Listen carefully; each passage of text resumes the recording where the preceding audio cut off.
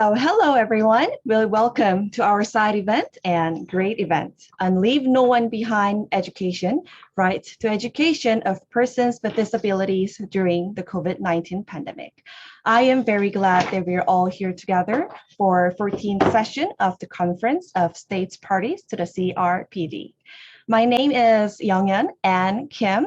My honor to be today's MC. I work as an activist at REDRIC. REDRIC stands for Research Institute of the Differently Abled Persons' Rights in Korea. We are so pleased to be joined today by Permanent Mission of Republic of Korea to the UN, UNCRPD NGO Coalition of Republic of Korea, DPI Korea, Korea Center for United Nations Human Rights Policy, 더인디고, and REDRIC, along with co-sponsorship on this event by Permanent Mission of Uganda to the UN, Committee on the Rights of Persons with Disabilities, International Disability Alliance, and Whitekein. Once again, we are very delighted to have all of you here with us. Before moving into the discussion with our distinguished panelists today, I would like to share some general housekeeping guidelines with everyone. The basic guideline is similar to the existing webinar. As you can see on the screen, all attendees' microphones and cameras are automatically off during the event. Only panelists have their microphones and cameras on when we ask their speech. Of course, we provide sign language interpreters, as you can see. If you don't see our sign language interpreters right next to me, then you might need to swipe left from the active speaker view or select the gallery view or gallery mode. Captions for this event are also available by clicking the CC button, which is also found at the bottom of your Zoom screen. The chat box, I believe, will be used only to panelists in order to communicate with our staff. So please give your attention when you receive the message, all panelists, please. And if any attendees have some questions, there is a Q&A box in your Zoom screen at the bottom of your black navigation panel. So you're very welcome to leave the questions through the Q&A box, and the questions are exposed to the staff only. So I will try to reserve some time at the end to addressing the questions. Okay, so please let us thank to our sign language interpreters and simultaneous interpreters throughout this event for their support, as well as our staff team at the back. You could always choose the option translation, and we provide Korean and English at the same time. I want to let everyone know that the session today is being recorded. It will be made available on the social media channels of REDRIC and DPI Korea in a few days. Okay, now I think I have provided all the necessary guidelines, and we are just about to start our journey for an hour. But we can't start it without addressing the purpose of today's event, right? Article 24 of the UNCRPD recognizes the right of persons with disabilities to education without discrimination and on the basis of equal opportunity. However, in reality, pandemic magnified many challenges of education for those children with disabilities, such as difficulties to access school materials due to distance learning policies. Many children with disabilities are still excluded from education measures of COVID-19. So, through this event, we will discuss and share efforts and measures to ensure the rights to education of persons with disabilities taken by all of us here, so that we can come up with specific practices to make sure leave no one behind in education, even in this difficult situation like COVID-19. Okay, let me be quiet for now, and I'd like to introduce our first speaker, Ambassador 해주실 연사분을 모시겠습니다. Representative of the Republic of Korea to the UN. He is here to give us a welcome statement for today's event. So, Ambassador Jo Hyun, thank you very much for being with us. The microphone is all yours.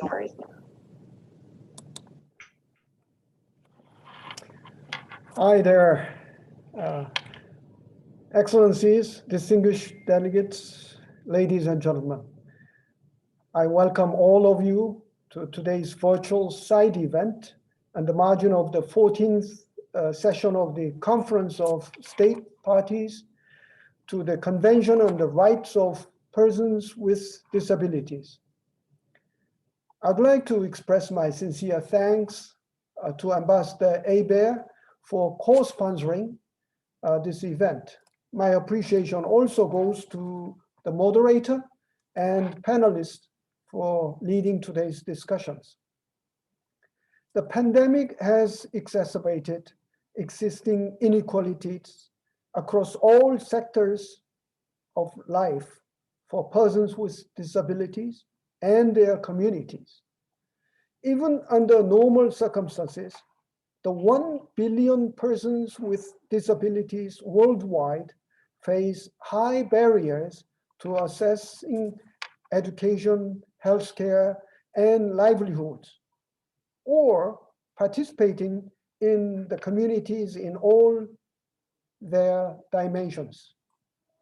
Available data reveals that, on average, 1 in 3 children with disabilities of primary school age is out of school, compared with 1 in 7 children without disabilities. Primary school completion is also lower for children with disabilities. The impact of lost education for children with disabilities is likely to have permanent detrimental effects for many. To avoid losing an entire generation, we must elevate our collective commitment to create an enabling environment for students with disabilities. Schools should be further accessible. Policymakers at the community and national levels should enhance their knowledge on disability inclusion in education. We all need to acknowledge that everyone has unique needs and adopt a learner-centered pedagogy alongside this perspective. Indeed, we should shift from prevention and care-focused approaches to rights-based approaches to fully embrace disability as a part of human diversity. This vision will only be achieved through active consultation with persons with disabilities, their representative organizations, the private sector, and communities of experts. The Republic of Korea, for its part, adopted the 5th Comprehensive Policy Plan for Persons with Disabilities in 2018. The plan aims to create a more inclusive society where persons with disabilities can develop their personality, talents, and abilities to their fullest potential. My delegation is also proud to be co-sponsoring relevant resolutions on the rights of persons with disabilities at the Human Rights Council and at the General Assembly for mainstreaming the rights of persons with disabilities in international discussions on different key subjects, including education. We have also undertaken significant efforts in advancing accessibility in the United Nations system, including by establishing and leading the Steering Committee on Accessibility at the United Nations. In closing, I'd like to emphasize that we have a common responsibility and ambition to build a more inclusive and diverse society where everyone's lives are equally respected. Through this, we can ensure that the vision and the aspiration of persons with disabilities are included and accounted for in a disability inclusive, accessible, and sustainable post-COVID-19 world. Realizing the rights of persons with disabilities is crucial to fulfilling the core promise of 2030 agenda. That is, to leave no one behind. I thank you.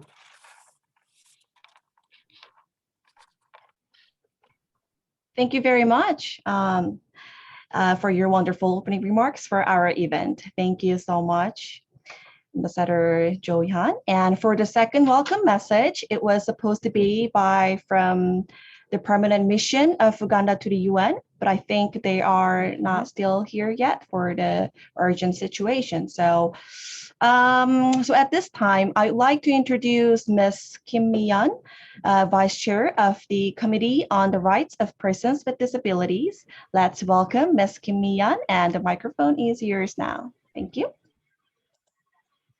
Thank you very much, Ms. Kim. Excellencies, colleagues, and friends, and ladies and gentlemen, it is my pleasure to welcome you today to side event. I'm Mi-yeon Kim, a Vice Chair of the Committee on the Rights of Persons with Disabilities. First of all, I would like to express my special thanks to Permanent Mission of Republic of Korea to the UN, Permanent Mission of Uganda to the UN, Committee on the Rights of Persons with Disabilities, and International Disability Alliance and Whitekein, UNCRPD NGO Coalition of the Republic of Korea, Korea Center for United Nations Human Rights Policy, Research Institute of the Differently Abled Persons' Rights in Korea, and the NGO for organizing and supporting this wonderful event. Also, I would like to highly appreciate Ambassador Jo Hyun and Deputy Ambassador Palib Odida Abare having given us warm welcoming. And I would like to welcome and thanks to my colleague, the Chair of Committee on the Rights of Persons with Disabilities, Ms. Luz Marie Cases. Especially thanks to the Madam Shin Hae-soo, a chair of board of Kokun and the member of the Committee on Economic, Social, and Cultural Rights for moderating today. We have the distinguished panelists as well. Mrs. Sylvia Khan, my colleague, former vice chair of the CRPD committee, Mr. Kim Hyun-young, Mrs. Elizabeth Luabu, Mr. Olga Kopasiko-Chov, and Mr. Pue Tiering. I am looking forward to fruitful sharing of you all. Ladies and gentlemen, nearly 50% of children with disabilities are not in school, compared to only 13% of their peers without disabilities. The Article 24 of CRPD clarifies that State Department must ensure the realizing of the rights of persons with disabilities to education through an inclusive education system at all levels. Also, Sustainable Development Goal 4 affirms that the value of inclusive, quality, and equitable education. I believe that inclusion is the key to achieving the rights to education for persons with disabilities, particularly post-COVID-19. Inclusive education will be central to the achieving high-quality education for all learners, including those with disabilities, and for the development of inclusive, peaceful, and fair societies. COVID-19 pandemic has seized our daily life. The program and devices for online education are inaccessible, so that youth and the children with disabilities are increasingly marginalized in COVID-19 pandemic. As you know, education is essential, which cannot be seized for the future generation, especially for children with disabilities. Ladies and gentlemen, I'm sure that today's event will be a constructive and fruitful event that contributes to building back better by realizing the inclusive education of children with disabilities and post-COVID-19. I sincerely appreciate your interest and contribution for the rights to education of persons with disabilities, in these exceptional and challenging circumstances. I extend my best wishes to all of you for a successful and productive side event. Thank you for your attention.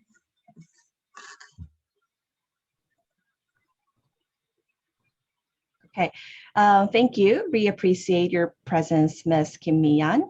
And also thank you very much for grounding this event in the core focus on inclusive education that we are all collectively involved in. Okay, I think welcome message from the permanent mission of Uganda to the UN still have difficulties to access our side event. So for now, why don't we go over for the keynote speech? So I would like to, for the keynote speaker, I would like to introduce Ms. Rosemary Kayes. She is the chair of Committee on the Rights of Persons with Disabilities. Ms. Rosemary Kayes specially sent us her speech via video. So let's go ahead and switch the spotlight. Thank you.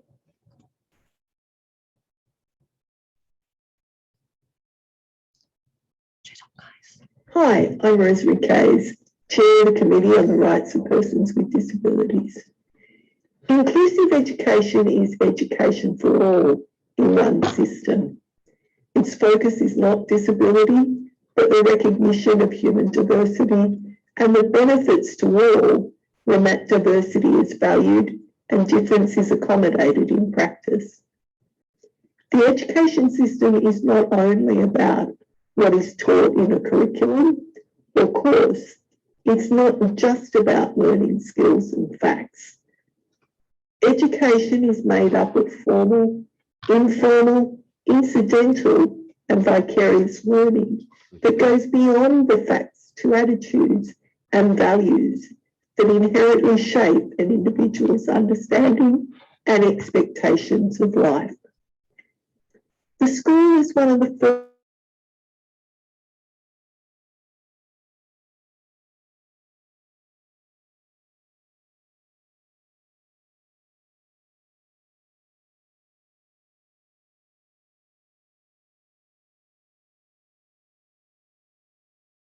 of its community.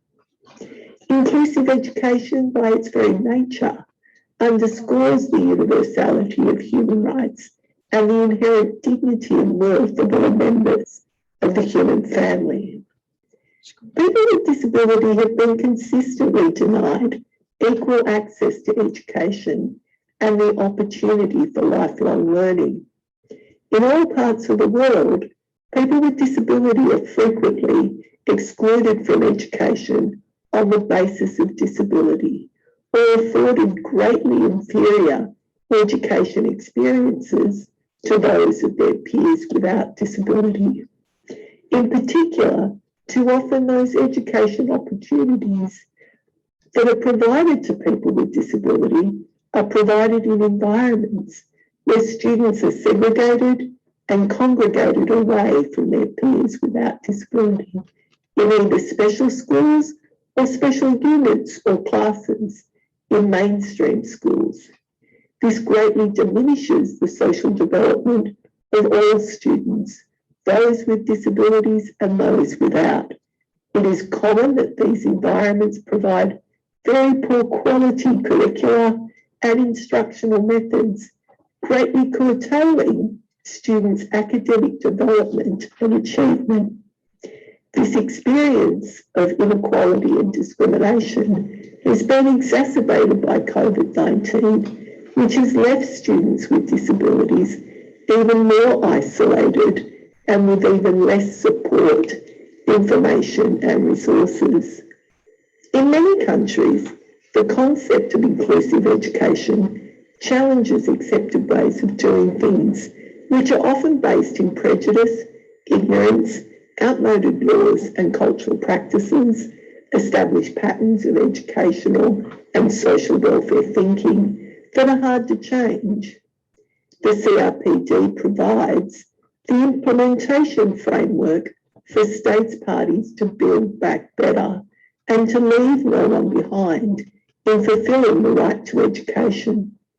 States parties need to move away from maintaining and fostering segregated education systems and embrace the contemporary principles and standards of the CRPD. The standards and principles of equality and non-discrimination in the CRPD affirm the long-held principle in international human rights law that segregation is discrimination. This is also reflected in the human rights model of disability, which is embedded in the CRPD. That is, human rights cannot be diminished or denied on the basis of the type or degree of impairment. Schools are often the first institutions that we all encounter and that reflect broadly the society in which we will grow and live. Inclusive education leads to generations for whom the spectrum of human diversity is part of their everyday experience and embedded in their community life. Transitioning to inclusive education allows states to build inclusive societies in which all members enjoy their full human rights, where the full diversity of the human experience is valued and in which the inherent dignity of the individual is respected. I wish you all the very best for this side event, and I look forward to hearing about its outcomes. Thank you.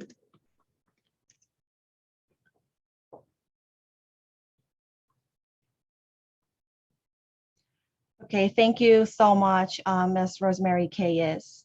As Ms. Rosemary said, yes, schools are the first institutions that we all encounter and that reflect the society in which we will grow and live. So yes, inclusive education is very important to us. Great, thank you again for reminding us what is possible and what we should be aiming for. While we are listening to the keynote speech, Ambassador from Uganda has been arrived. Who will give us our welcome message is now supposed to be by Ambassador Adonia Ayabar, the permanent mission of Uganda to the UN, but he conveyed his apologies for not being able to attend because of the urgent business trip.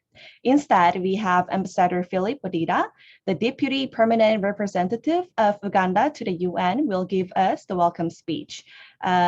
Please, I would be really appreciate if you can shorten the welcome message. Thank you very much. And microphone is all yours now. Thank you very much. Thank you. Can you hear me? Am I audible? Yes, we can hear you. Okay. First of all, let me apologize for coming in late. It was due to some technical issues and another meeting that engaged me at the last minute. And so my sincere apologies. Madam Chair, Excellencies, ladies and gentlemen, Uganda is pleased to join the co-hosts during this side event on Leave No One Behind in Education at the 14th session of the Conference of Parties to the CRPD.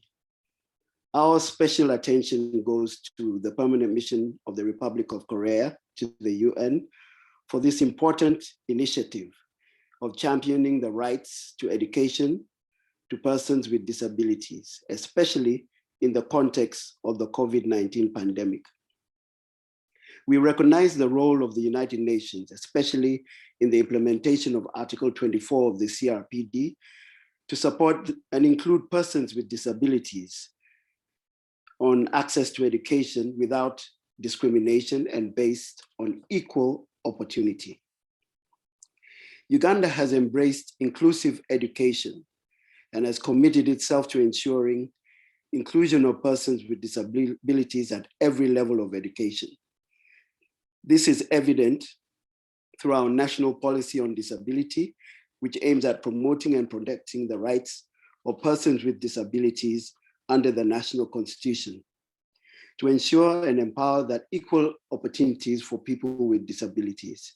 In this regard, there is a focus on provision of health services, community-based rehabilitation, vocational training, and universal primary education as its key pillars. Our policy commitment is demonstrated by the legal and non-legal frameworks on education, as well as the establishment of educational infrastructure aimed at mainstreaming disability concerns and interventions. So the impact of the above developments is the increasing enrollment of students with disabilities at the primary and secondary level in recent years. However, similar infrastructure is not yet evident at the higher education level. There is need, therefore, for affirmative action on admission of students with disabilities and other marginalized groups to public universities.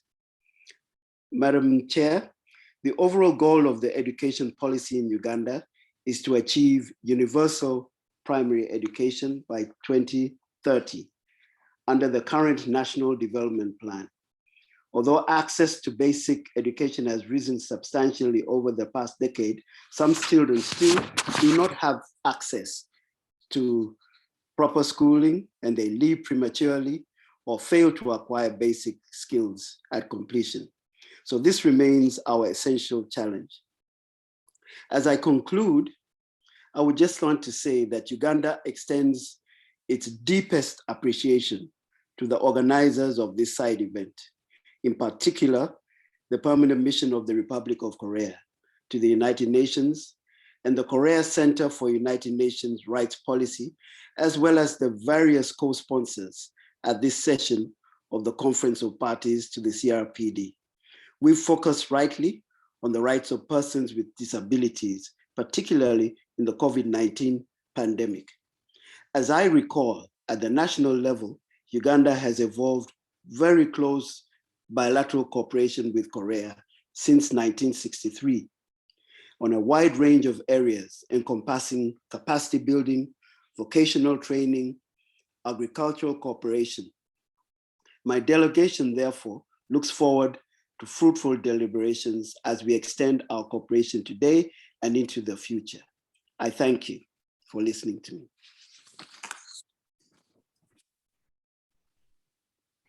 Thank you so much, Ambassador Philip Adida. We are so grateful for your presence and your welcome message. Now I'd like to introduce Ms. Shin Hye-soo. Ms. Shin Hye-soo is the chair of the board of Korea Center for United Nations Human Rights Policy. She is also a member of UN Committee on Economic, Social, and Cultural Rights. So from now on, she will be the moderator of our remaining session. So please enjoy our side event, and let's welcome Ms. Shin Hye-soo. Thank you very much.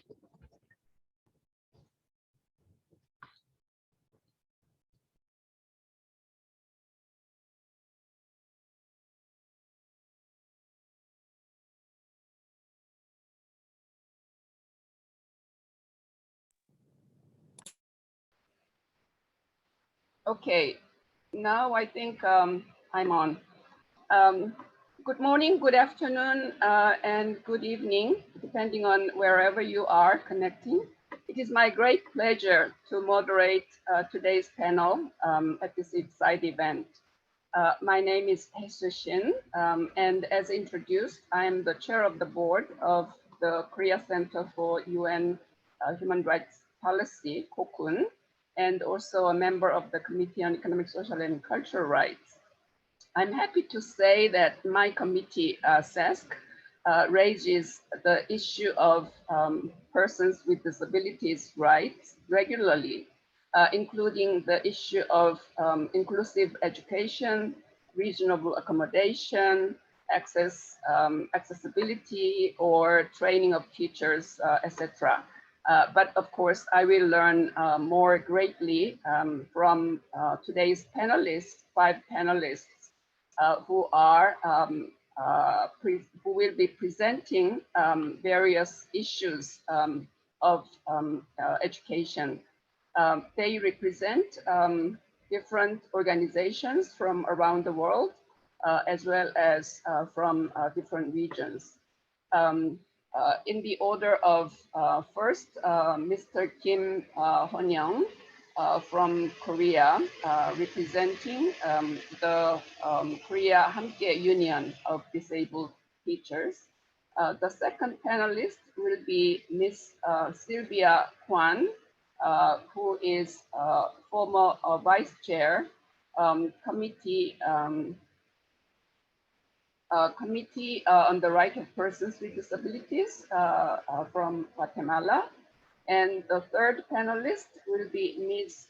Elizabeth Luabu, who is a fellow of representative of international leaders in education program from Uganda.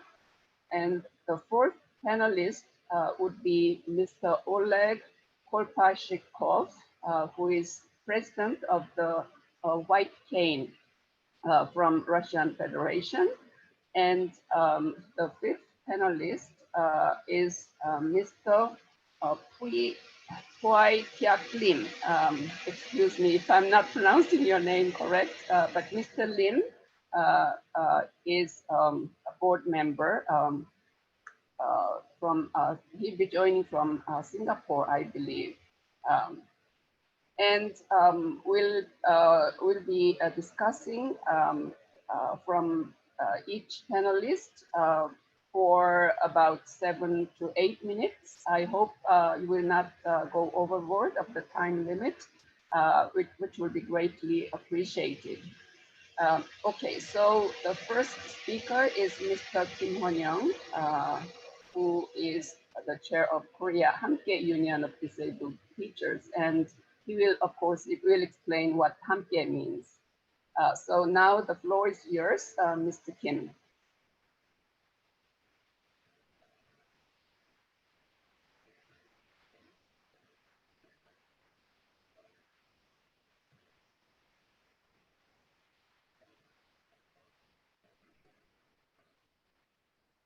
Can we have Mr. Kim?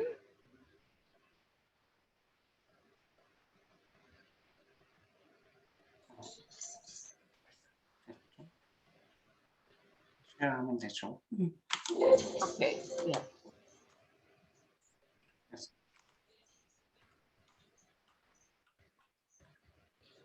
Hello everyone, can you hear me and can you see me? Yes. Thank you. All right, hello everyone, my name is Hon-young Kim. I'm president of Hamke Union of Disabled Teachers in South Korea. Okay, today I'm going to introduce our organization, the Hamke Union. I'm going to call our union in this shorter version, and then introduce you about what we are doing now. So, what gave birth to our union? Before I start, I can guess some of you might be thinking that having a union of disabled people of their own can be a bad thing, because UNCRPD is all about inclusion, and I agree with that. Inclusion of disabled people in their society, school or work, it's really important. But there are some legal or cultural historical backdrop against which we have decided to create a union of our own. These are the reasons. First of all, there were 3 legal achievements that motivate us to establish our union. The first one is obviously the promotion of employment of Disabled Persons Act that was passed back in 1990, and which was the first legal instrument that opened up the quota system in South Korea. And the second one is Anti-Discrimination Against Disability Act that was passed in 2008. And it was really pivotal in the disability movement in South Korea, because it requires all employers, including the government, to employ disabled people. And third one is obviously UNCRPD. UNCRPD Article 27 Article 27 states that the state parties shall ensure that persons with disabilities are able to exercise their labor and trade union rights on an equal basis with others. But there is another thing that motivates us to make the union of our own. That is, obviously, discrimination. For all those laws and international treaties, we still face discrimination in many forms in schools. So here we go. Back in 2019, we had a founding general meeting, and then we started our union. At the time of the foundation, there were 166 public teachers in Korea, but only 4,485 of them were disabled. So that accounts for only 1.32% of the public teachers. The number is not that higher now, so we have a long way to go. So what are we doing? There are 4 pillars of work we're doing. The first one is definitely the bargains with Ministry of Education and provincial offices of education. Just last year, we started the bargain with the Ministry of Education, and it's still ongoing. And the second thing we are working on is counseling with and advocacy for disabled teachers. Actually, this is the most important part of our work, but at the same time, it's the trickiest part because every disabled teacher has their own unique working environment and their unique colleagues and then unique needs. So we should address those issues just case by case. So there are many unexpected or unpredicted things that happen. And the third thing is making our voices heard in society. So we do interviews on YouTube, radio, TV, or you raise our voices on social media. We use all means we can to voice our frustrations, sometimes welcome to the social changes. And lastly, we build networks and partnerships with other disability groups.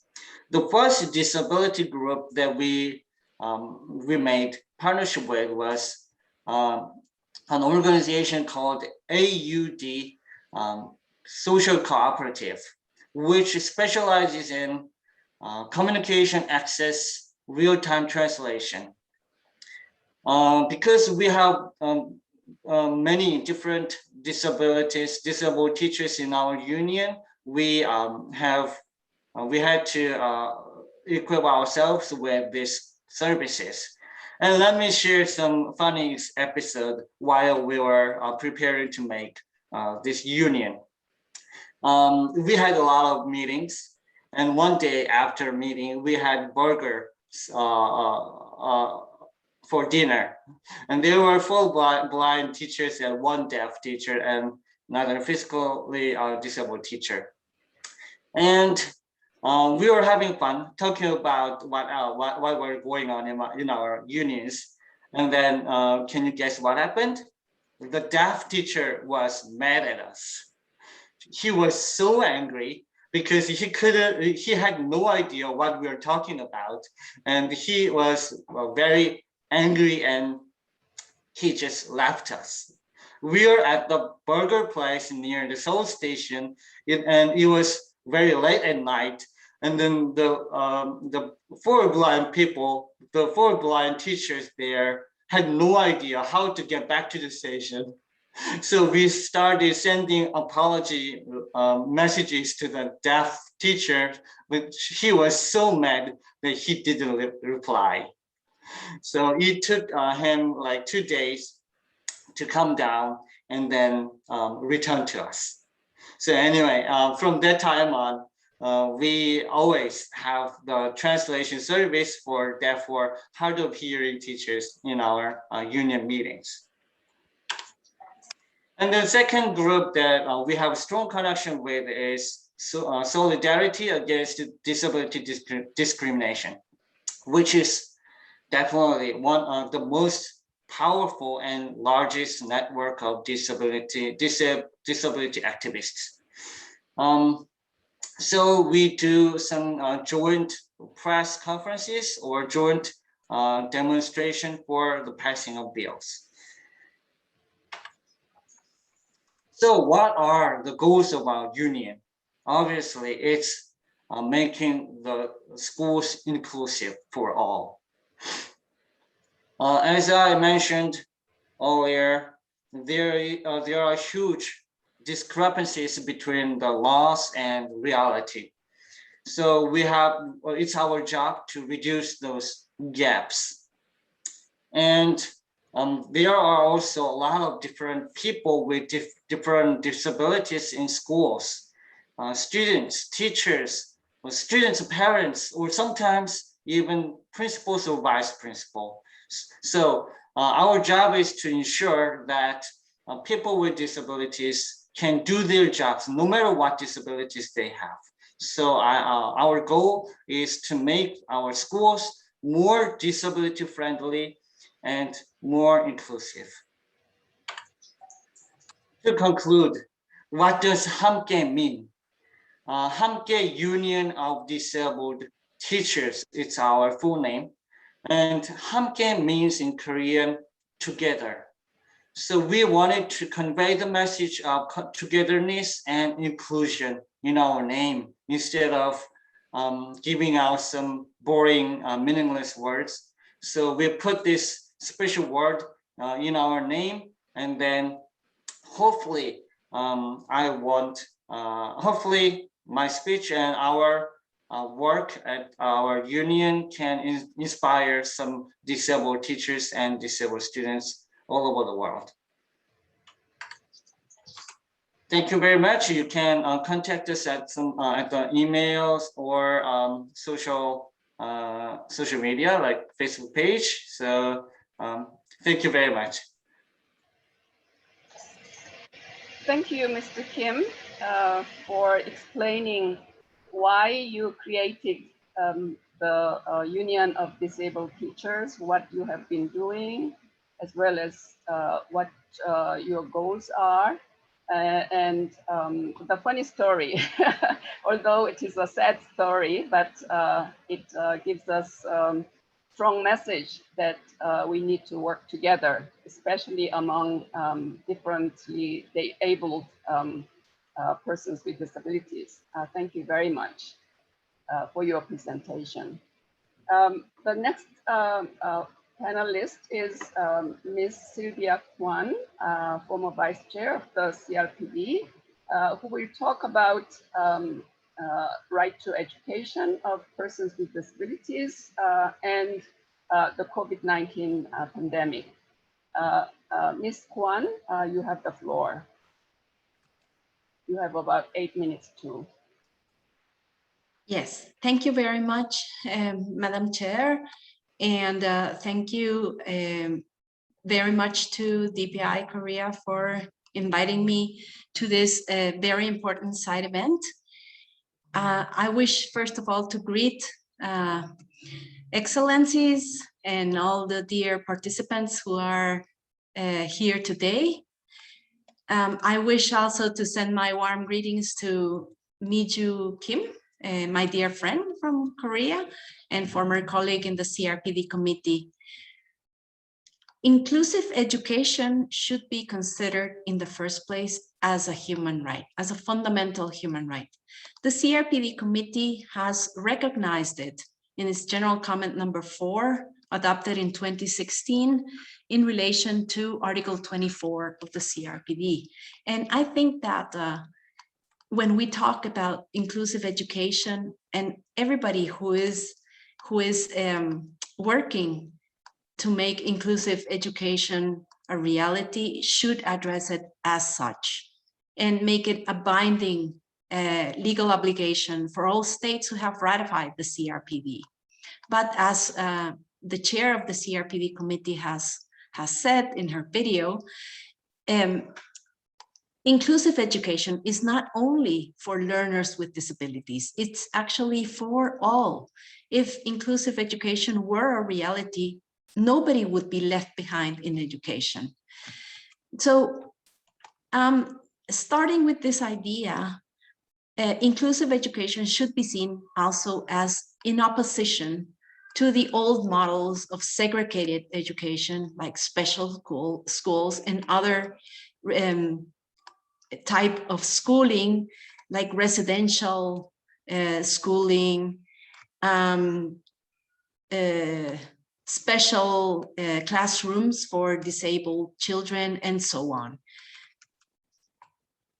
Segregated settings and special education, which I would say is still the most the majorly schooling for children with disabilities in the world, still does not ensure quality education and the same contents as other children that are not in those settings.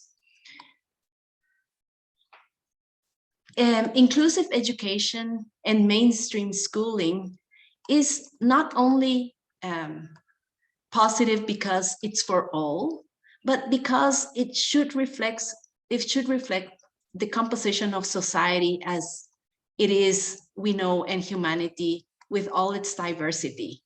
So inclusive education has all kinds of and all diversity of learners. So we have children with disabilities, but we also have children that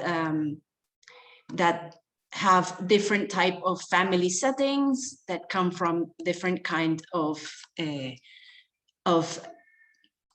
migratory status, that have different social and economical and economic background.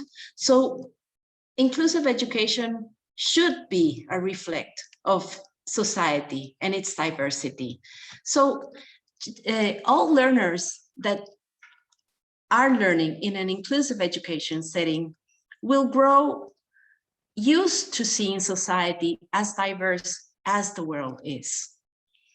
So in that sense, disability should not be seen as something different, something that should be treated differently as the rest. And that is why it is positive. That is the biggest value that inclusive education can provide. But what has happened since COVID-19 pandemic was declared? One of the most serious consequences since the pandemic began is that there has been a very significant backslash to the advancements of inclusive education, especially in the poorest countries, in the developing world. In general terms, isolation for learners with disability has increased. Social distancing and other measures for the protection of COVID-19 have made learners with disabilities have more barriers to access whatever schooling they were accessing before the pandemic. But even for those that were still attending special education, the pandemic has created these conditions for them to be even more isolated than before, because even special schools have closed, and many of the learners all over the world are still not attending school, even if slowly the world is reopening and building back. Then service provisions that were in some way linked to education for learners with disabilities, such as health, therapies, rehabilitation, were usually suspended suspended with the pandemic. And isolation has also provoked that learners with disabilities have more difficulties than if they received these services in whatever school setting they were in, that they do not receive it anymore. And that means that not only their education process has stopped, or maybe it's going backwards, but also other issues relating, for example, to their physical health or to mental health or to their language or speech therapies or whatever other services that they were also receiving in the schooling settings have stopped. And many learners with disabilities have also have these services. I mean, their non-access to these services has also have consequences in their individual conditions relating to their disabilities specifically. So some good practices, not very many, that we have seen, especially I will focus myself in the developing world, as I live in a developing country, and I'm more familiar with this kind of settings, is that some very few good practices have come out in relation to producing materials, for example, in accessible formats. So Braille, for example, has been a very important tool for blind children, but also materials that have been produced in sign language for deaf children. However, it is important to say that usually deaf children, blind children, and children with physical disabilities only are the children who are usually included in mainstream schooling and inclusive education. So we're still leaving the most marginalized behind. In addition, regarding the isolation, learners with disabilities, more than other type of learners, need contact with people. And that is something that was necessary, to which they had access while having any kind of schooling. Of course, inclusive education was the best, and that daily contact with other learners, with their peers without disabilities and others, people like teachers and other persons that were part of the schooling community, were very important as a daily basis and as a daily growing up and developing as people within the society. So some good practices also that have been put into practice lately during the pandemic is that some teachers have taken the time to make home visits and to make very small groups of learners with disabilities so that they still have that contact with other people, which of course they really need. Then relating to the consequences of COVID is that because homeschooling has become the general in most parts of the world, parents have difficulties also following on their children's education remotely, as parents usually have other tasks relating to either their work or also home-related tasks that are not necessarily linked to providing follow-up to their children's education.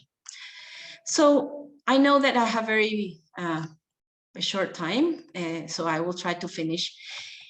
States have this obligation, and most states in the world, with a very few exceptions, have ratified CRPD. So the right to inclusive education is a binding, have binding obligations related to that as a result of CRPD ratification. And of course, all the measures that have been adopted while the COVID pandemic has been going on are not a justification to stop providing or to stop moving forward with inclusive education. And finally, but not least, I also take into my words one of the ideas that was exposed by my predecessor, saying that persons with disabilities, learners with disabilities, and their representative organizations should be taken into account when developing strategies, programs, and any kind of issue relating to the compliance of inclusive education, whether we're in the pandemic or whether we're building back from the pandemic. I think that this is something that all states should never forget. So nothing about us without us. Thank you very much.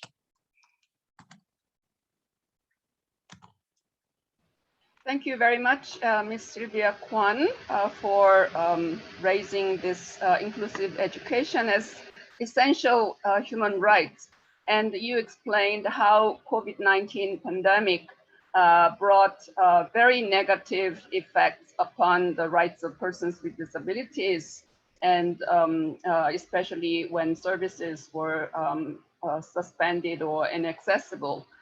But you also showed us some good examples so that we can have hope in this difficult time, including the difficulties in the family. And you reminded us the duties of the state parties to CRPD. Thank you very much. And our next panelist is Ms. Elizabeth Ruabu, who will talk about disability inclusive international cooperation projects in the field of education between Republic of Korea and Uganda. Ms. Ruabu, you have about 8 minutes. Thank you.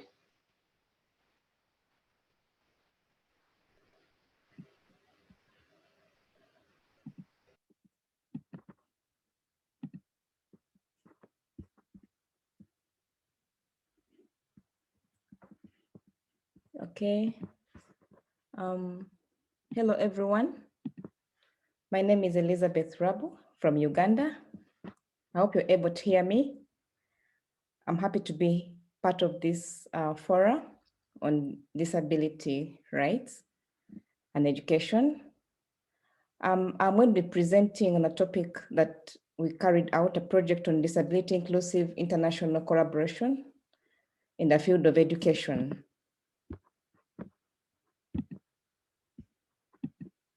Sorry. About me, persons with disabilities advocate. I'm a teacher who has this particular passion in helping children with disabilities, especially in the inclusive setting. I'm also a fellow on the International Leaders in Education program, and currently I'm a program director for Early Years Count Uganda. In my presentation, I'll just talk a bit about the introduction. I'll have the timeline in which we carried out our project, our achievements, the pandemic challenge, the areas of improvement, our next steps, conclusion, and our acknowledgements.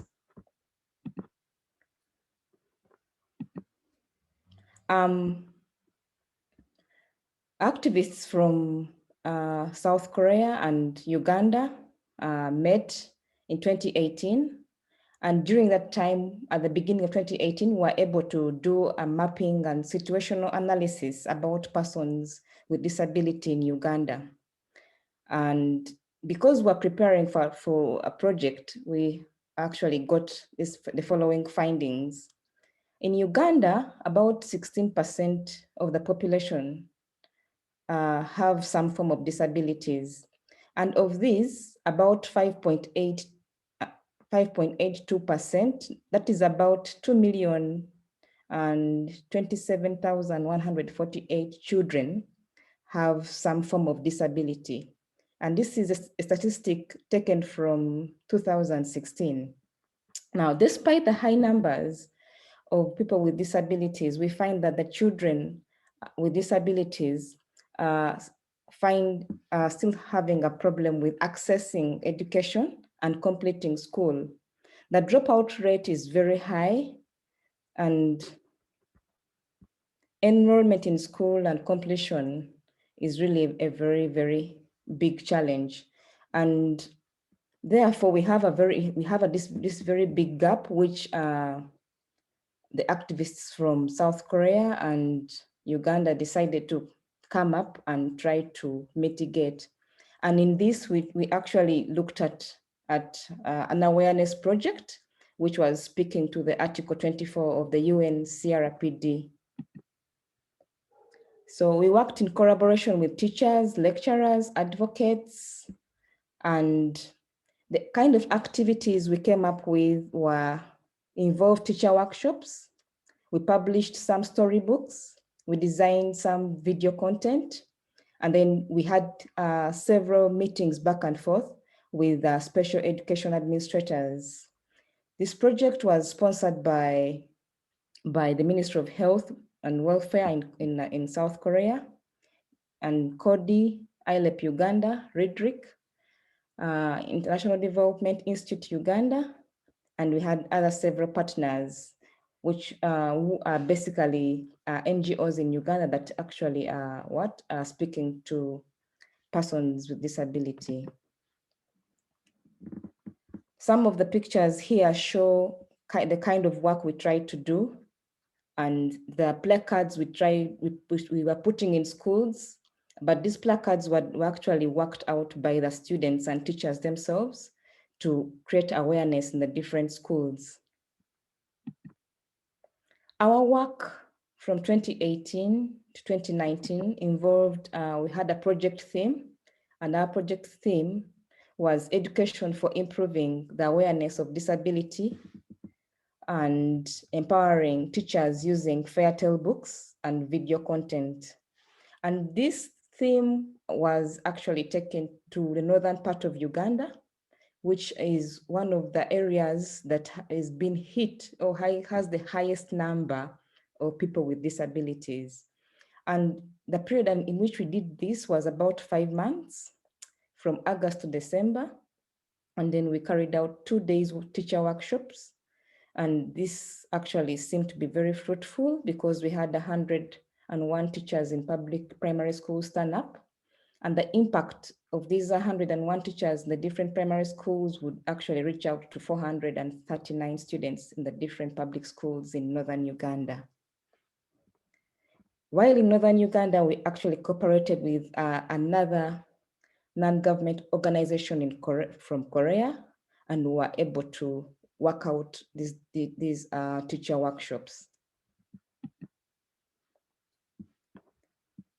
So this is just a sharing of some of the topics that we actually spoke to.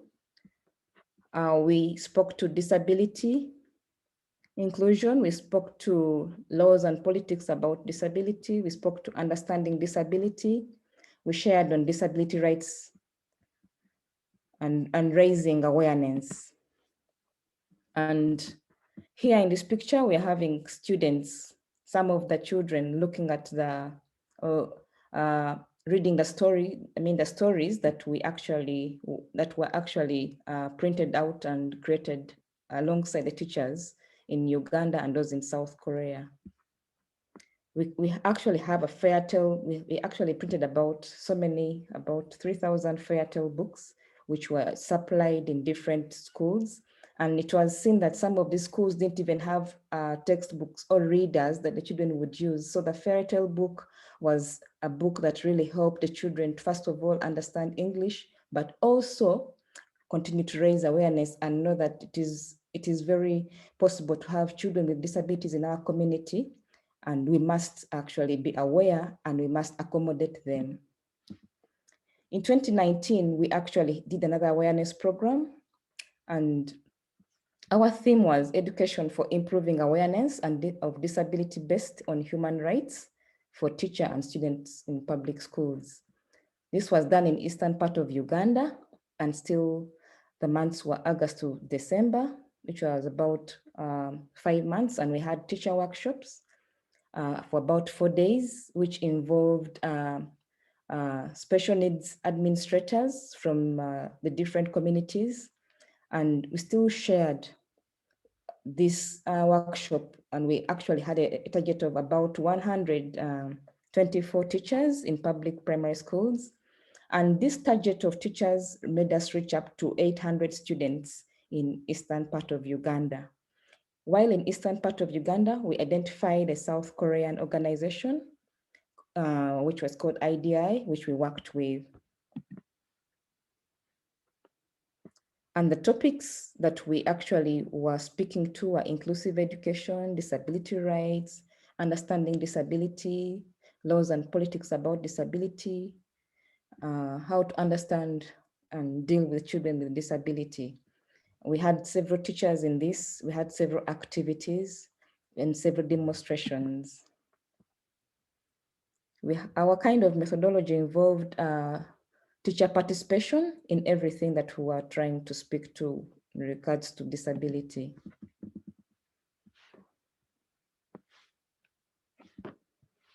So we had the teachers act out a fairy tale storybook, so that they would actually go back to their students and be able to bring this clearly out.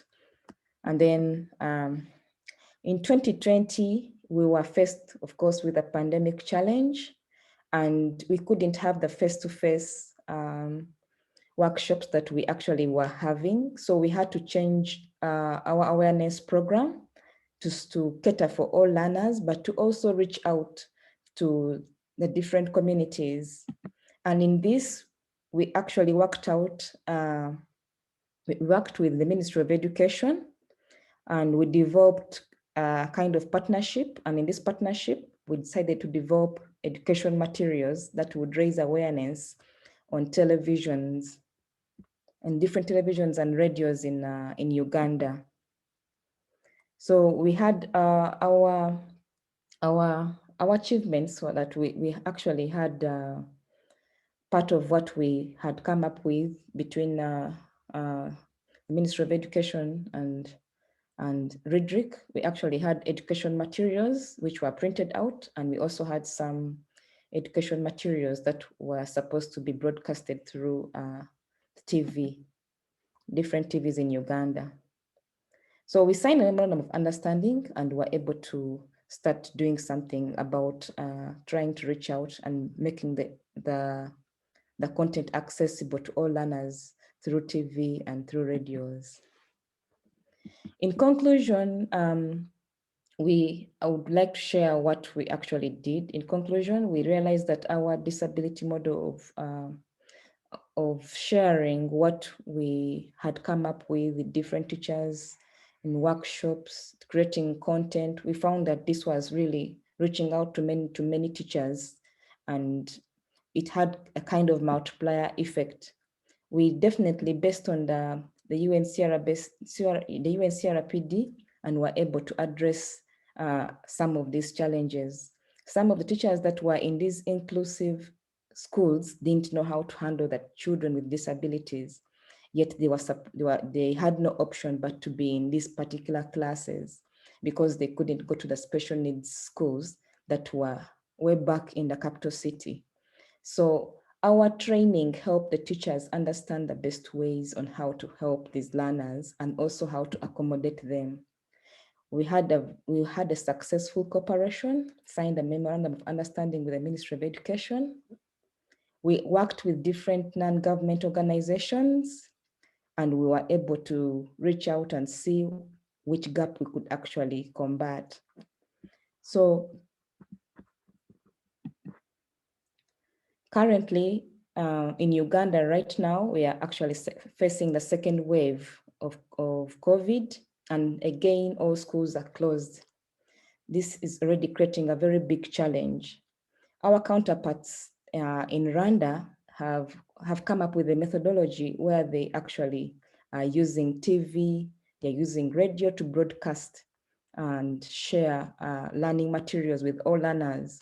For Uganda, we actually have also done this, but the challenge we are facing is that we are not able to have accessible content that can be accessed by the blind students, can be accessed by the deaf students. So we are actually seeing that there is a gap there, which needs to be actually mitigated. So there are so many awareness programs going on, but when we look at the education material that is now being broadcasted through TV, there seems to be that gap. So the children with disabilities have actually been left out and they're not able to attend learning because they actually are supposed to be in the special needs school or in inclusive schools. And now that they are back home, you find that most of them are just left and they cannot attend some of these programs. And also the other bit about it is that most of the children with disabilities, the greatest number, the percentage is really from families that are really poverty stricken. And for them to get to school, it's only possible because they have gotten some scholarships and something like that, or some NGOs are supporting their education. So we're having a very big challenge during this COVID time because the children with disabilities are actually missing out. Thank you so much. The contacts for this presentation are right here. Thank you so much for listening.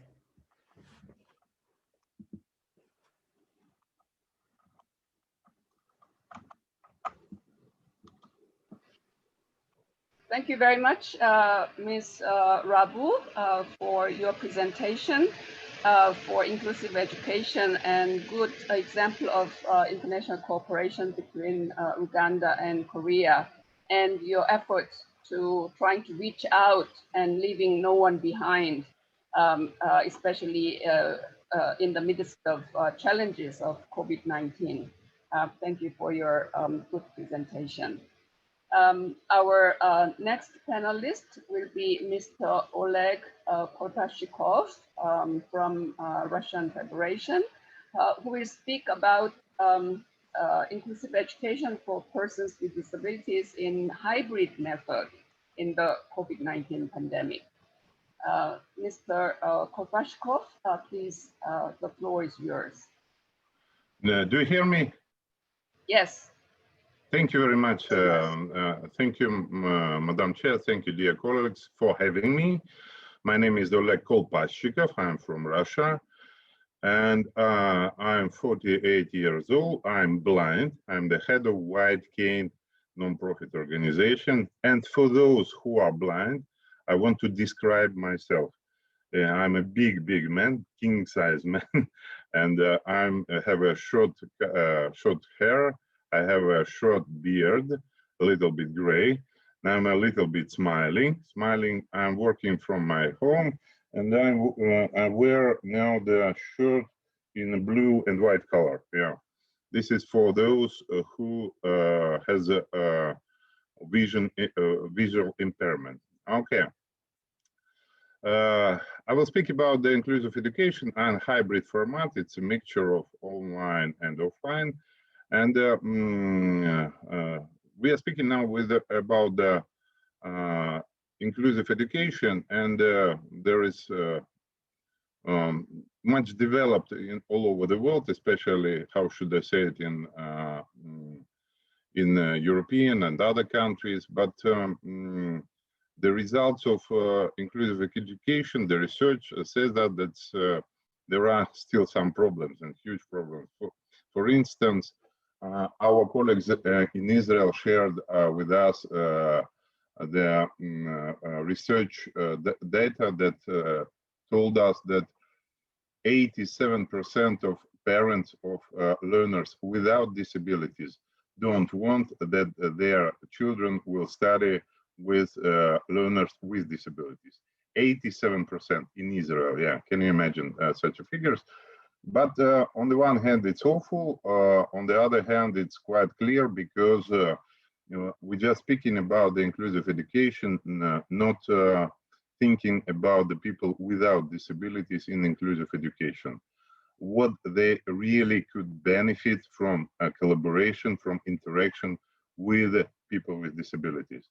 We don't have a good research, we don't have good programs, but our organization is work on such projects where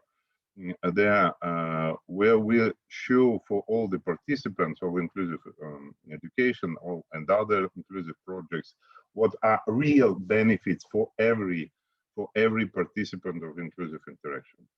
Our organization, the aim of our organization that was founded 10 years ago is the mission of our organization. We create a world where all the people has an opportunity to develop their extra abilities, mean additional abilities. What is extra abilities? Extra abilities, this is additional abilities that are developed through limitation and active social life, active socialization. For example, blind people, they are much better in memory, in imagination, the feeling of trust. Also, the blind people has such a competence like tolerance to uncertainty. For example, deaf people are very good in emotional intelligence. People who are moving on wheelchair, they are very good in logistic skills, yeah. And we call it extra abilities. And extra abilities are developed and manifested through the inclusive interaction. And it's very important when we're thinking about, when we're planning different educational projects or other social projects with the people, not for people with disability, but with the people with disabilities, we are to focus on inclusive interaction, not only on accessibility, but we are focused on inclusive interaction. And we did a lot of projects, on-site projects before the pandemic that included inclusive interaction. When the pandemic started, it was a really tricky time for us because we knew how to do it in on-site, offline, yeah, but it was a big challenge for us how to organize the inclusive interaction in online format. And we challenged ourselves and start to try different projects, different experiments in order to find what are the best options in online or in hybrid format in which we can really have inclusive interaction, in which people really with disabilities and without disabilities, in which they get the opportunity to develop their mostly hidden talents and abilities.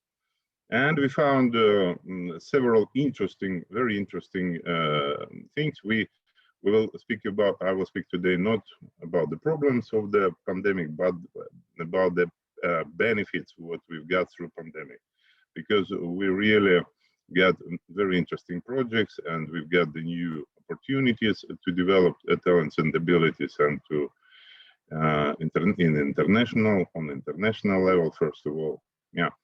And one of the projects that really help us to activate the inclusive interaction in hybrid format is inclusive managerial fights.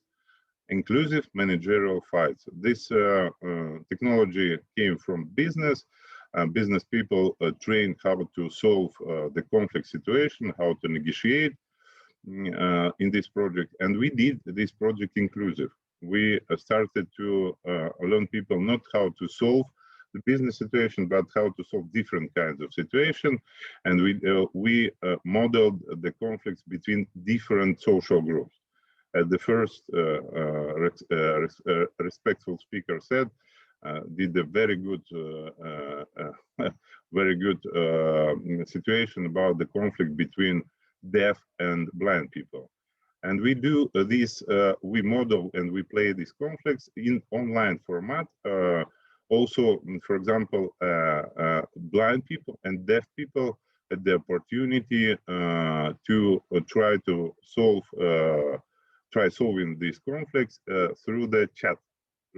And it's very interesting. It's very interesting when the representative of different cultures, they try to not only to solve the conflict, but just to enter, to understand what is going on, because the cultures are very different there, and the way of collaboration is very different. And this project is very interesting.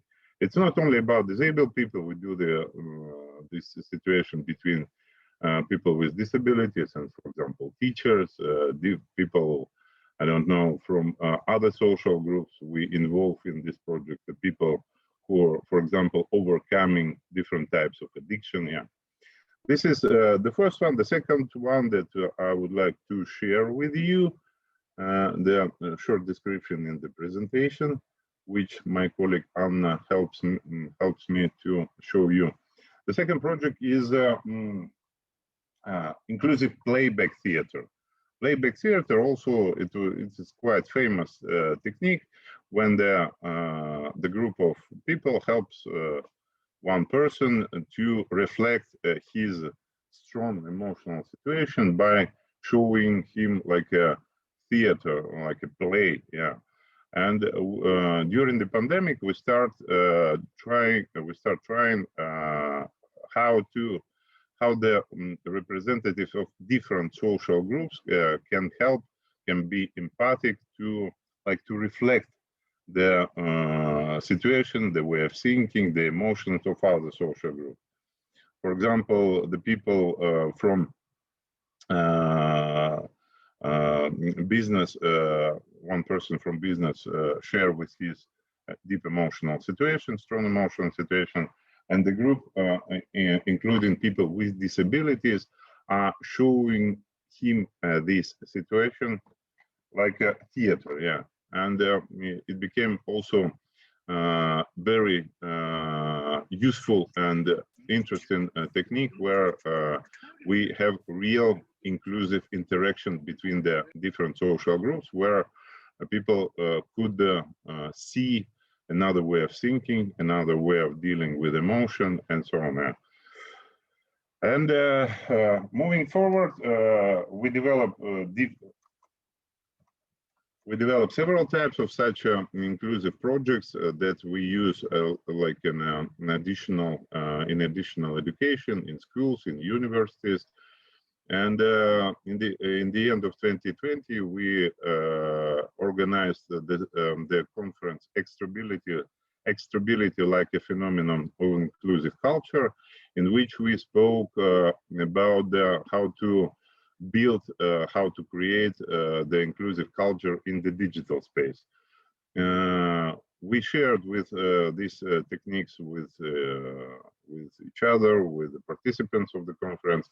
On the one hand, on the other hand, we started the new standard of inclusive academic conferences. We asked all the presenters to organize inclusive interaction in each presentation. So it was our rule of the conference that it must be inclusive interaction in each presentation, in each activity of the conference. First, we did in 2020 in Ural Federal University in Yekaterinburg. The second part we did finished a week ago in Israel, in David Yalin Pedagogic College. And the next conference will be also in the Ural Federal University in the end of December of this year.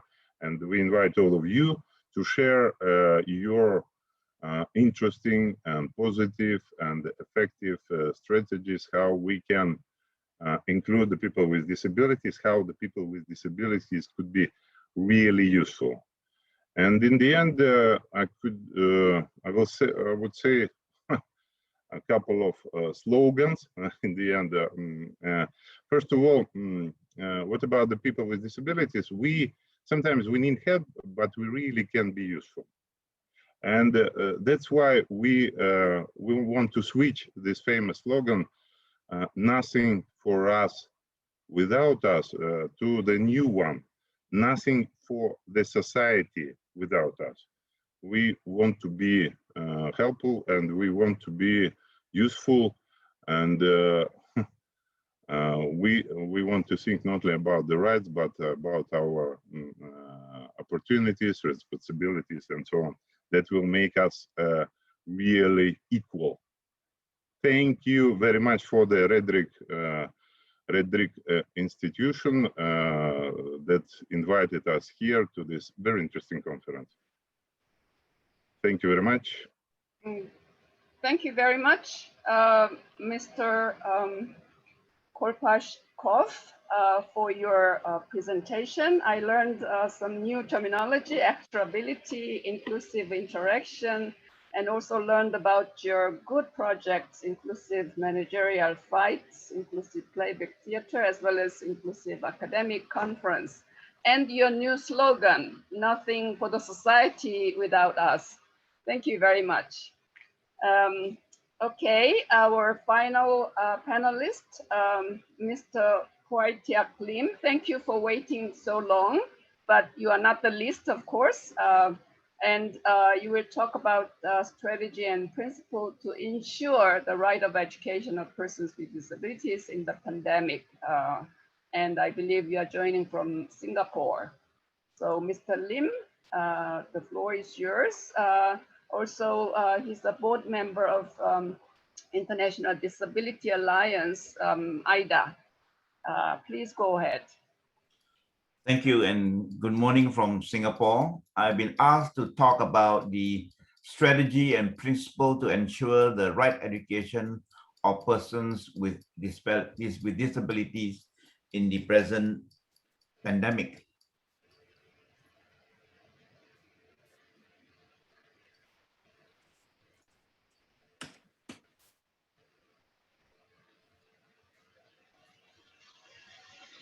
I think it's needless to say that persons with disabilities are adversely affected during this pandemic. And while the COVID-19 pandemic threatens all members of society, persons with disabilities are disproportionately impacted due to attitudinal, environmental, and institutional barriers that are reproduced in the COVID-19 safe management measures. These barriers include accessing healthcare and information, accessing livelihood and income support, participating in online education, and seeking protection from violence. Persons with disabilities who are prisoners and who are homeless or without adequate housing face even greater risks. Talking about leaving no one behind, I think we all know that all societies, including people who are marginalized and facing difficulties accessing public information and services for themselves, have a lot of variety of reasons why they are excluded. These reflect entrenched discrimination, exclusion, inequality, or political divide, not mentioning the more recently pronounced digital divide. COVID-19 information and resource efforts must be disability inclusive. This would include those such as national, ethnic, or religious minorities, indigenous people, migrants, displaced persons and refugees, older persons, persons with disabilities, women, LGBTIQ people, children, or people affected by extreme poverty. These are all the people who face such great discrimination.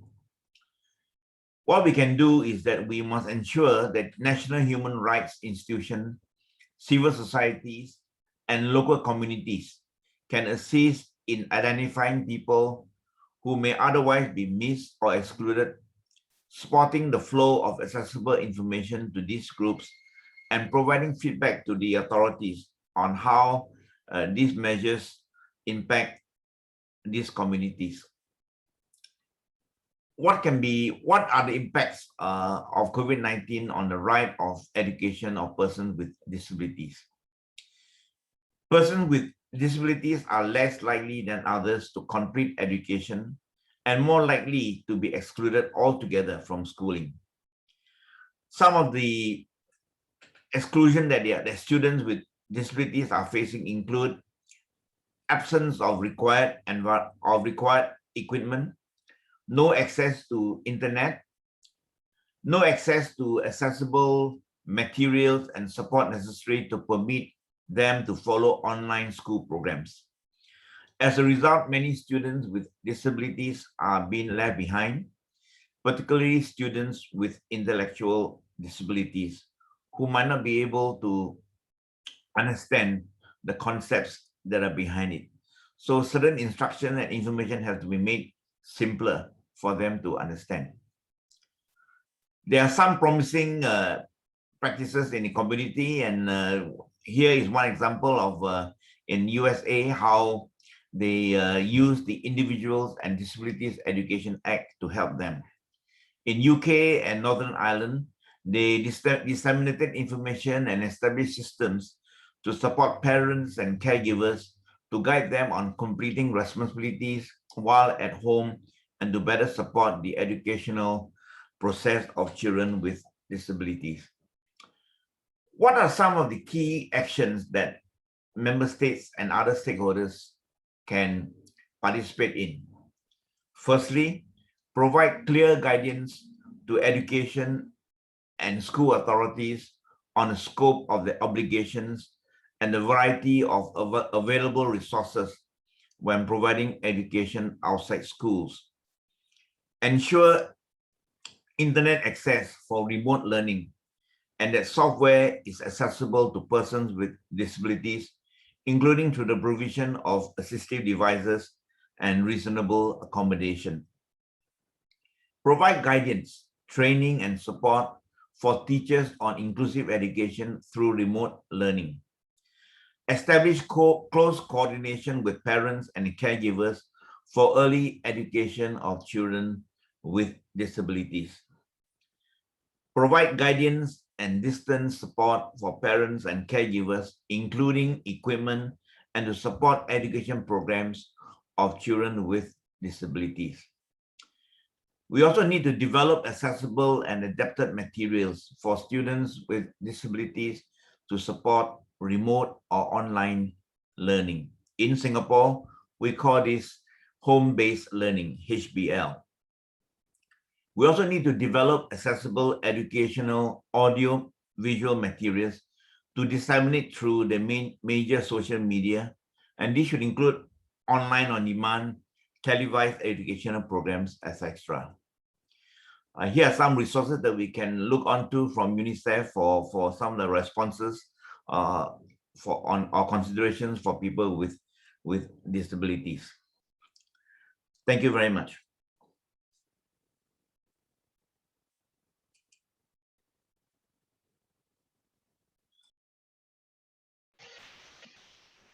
Thank you very much. Thank you very much, Mr. Lim, for your good, excellent presentations. Now I hope that we can have a little bit of time for questions and answers, although we suppressed the time. And I see in the chat section and also Q&A section some questions from Costa Rica, a person whose name is Mariana Camacho, who asked two questions. First question is there any good practices related to family members' support with virtual classes? And I think that Mr. Lim just explained what obligations and what things need to be done for the families with children with disabilities. But if there is anybody who add some more, what are good practices in giving support to families with children with disabilities? And the next question is to Russian presenter. Is there a website to learn more about the conference methodology, the inclusive academic conference he mentioned? So we'll take these two questions first and to see whether there is any more questions. So Mr. Lim, would you like to add some more? I can't say much about the other ASEAN countries because each ASEAN country have its own unique way of dealing with special education. But in Singapore, we do place a lot of emphasis on a tripartite approach. That is the people, public, and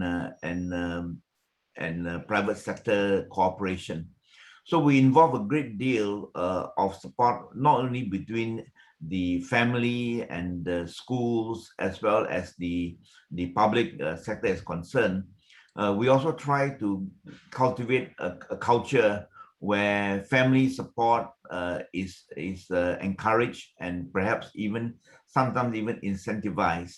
So I think during these pandemic times, when it becomes very necessary for schools to be closed as part of the COVID safety management measures, many children are left at home and with their parents or their caregivers, and the only way in which they can access education is through remote learning or online learning. So our Ministry of Education has a very robust and dynamic program whereby they uses home-based learning to continue with all the curriculum, as well as the touch points whereby students can be allowed to continue the curriculum that is needed for them to complete their education. For special education schools, often we need to have this extra element whereby support has to be given, because sometimes children, perhaps those with the ASD, with autism, they face extra difficulties in adjusting to their regime of being left isolated at home. And we do have social service agencies that will reach out to families and especially on how they can better handle the children with special needs during these times. Thank you very much. Yeah, thank you very much, Mr. Lim. And I believe that Mr. Korpashkov answered in the chatting box that he gave the website where you can get more information about the conference methodology. So that will do. And let's see, there is another question from a person named Omnia Fazi. Very comprehensive question. What are the most effective strategies and materials which can make the education process works effectively? Anybody who would like to answer this question? Most effective strategies and materials which can make the education process works effectively. I think it's a very comprehensive question, and that will need another Zoom meeting and another conference and panels.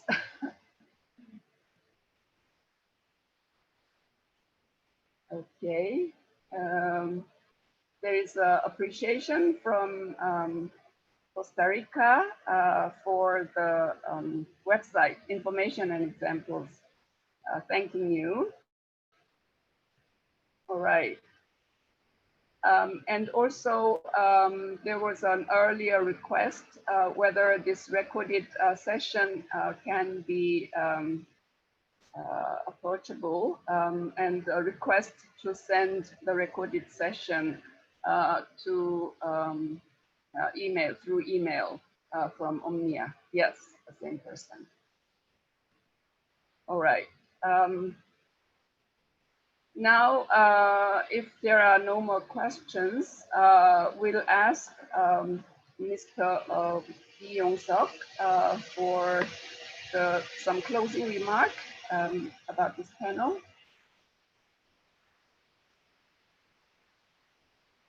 Mr. Lee? 예.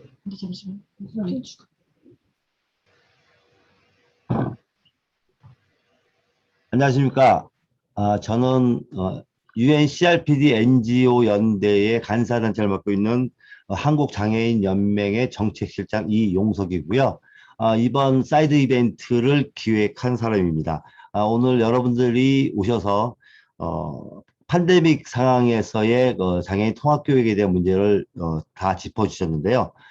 실제로 제가 이 사이드 이벤트를 기획할 의도는 현재의 팬데믹 상황에서의 장애인 통합교육이 통합교육 체제가 어떻게 쉽사리 무너질 수밖에 없는 상황이 되어버리는지, 그리고 거기에 대한 대응은 우리가 어떻게 그 대응을 맞이할 수 있는지를 좀 더 촘촘하게 논의를 하고 싶어서였습니다. 특히 이제 실비아 칸께서 말씀하신 통합교육은 장애뿐만 아니라 인종이나 기타 다양한 환경에 사는 구성원들이 만날 수 있는 아주 유일하고 중요한 인적 네트워크라는 말에 저도 대단히 감명을 받았는데요. 그렇기 때문에 팬데믹 상황에서의 그 중단 없는 교육 환경을 장애인들에게 제공하는 것은 매우 중요하다 할 것입니다.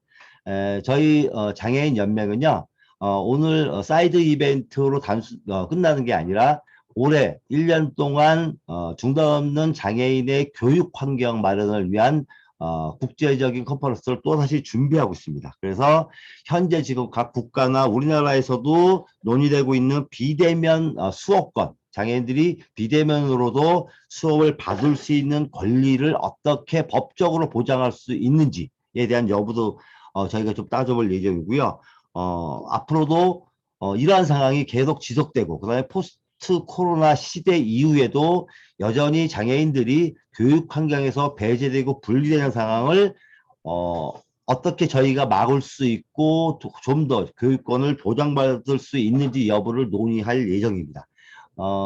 앞으로 저희가 하는 이런 컨퍼런스나 이런 준비들에 대해서 오늘 참여하시던 모든 각 국가의 스피커분들이 다시 한번 참여해 주셔서 저희들이 우리와 함께 전 세계 장애인들의 교육권을 제대로 보장받을 수 있는데 일조를 해 주셨으면 고맙겠습니다. 그리고 오늘 각자 각 국가별로 시간이 다른데요. 그럼에도 불구하고 참여해 주셔서 아주 심도 있는 논의를 해주신 모든 분들께 대단히 감사드립니다. 그리고 자장님 너무 고생 많이 하셨습니다. 예, 감사합니다.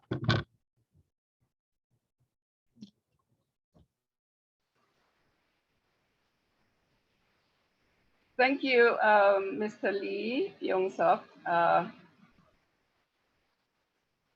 for explaining, as an organizer of this event, explaining how important inclusive education is as human rights, especially during the pandemic, and also your ongoing efforts to organize this kind of event forward in the near future this year.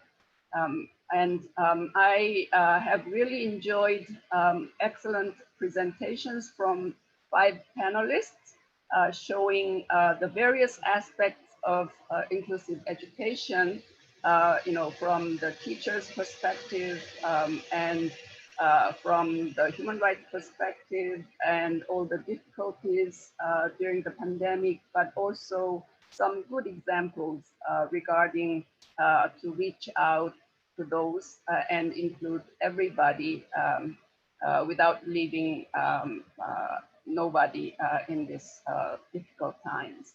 So I thank you on behalf of the organizers again for this excellent panel, and I hope that inclusive education will be realized for everybody in the near future, not so long. And thank you very much for the panelists, for the organizers, for those who are involved, and thank you very much for all.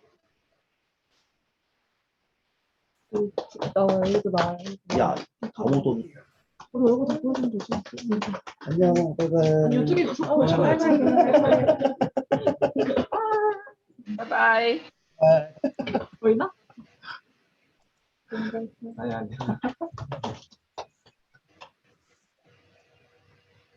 수고하셨습니다. 수고하셨습니다.